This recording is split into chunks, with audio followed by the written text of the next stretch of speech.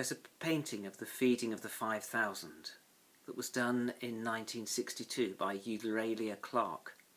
It shows people sitting on green grass, men, women, children, in contemporary dress. They've sat down and are eating, not the fish and bread referred to in the Bible, but a 20th century equivalent, fish and chips.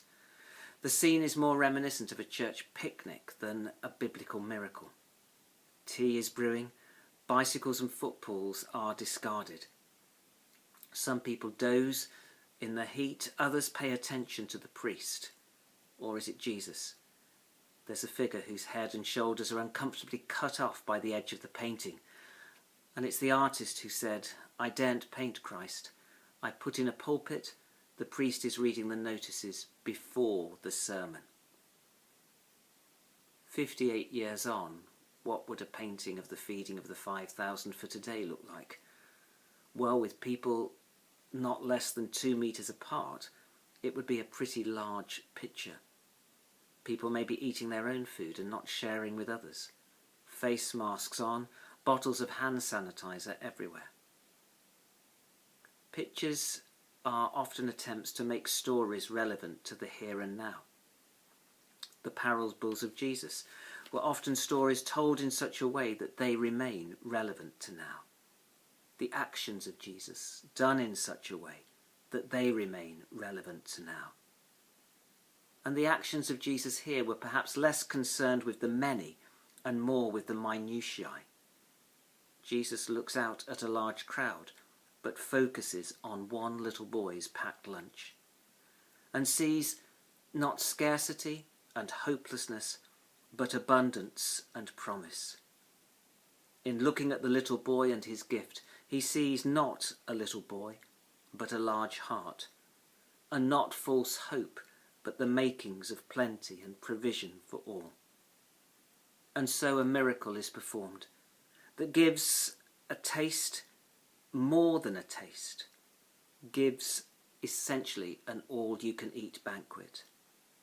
Everyone has what they want. There is no rationing. Each person's need is met. And then, because all God's gifts and God's people are precious, he gathers what's left to be treasured and used so that the abundance can bless even more. Could we be called to see the world in this way? To look for plenty rather than worrying about scarcity? To wonder what could be? To treat all that is given and offered as precious, and to create plenty by not wasting it? To recognise and develop potential? One famous Christmas carol asked, "What can I give him, poor as I am? If I were a shepherd, I would bring a lamb. If I were a wise man, I would do my part. Yet what can I give him?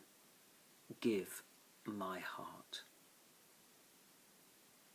The boy gives his lunch, and in so doing, a situation is transformed.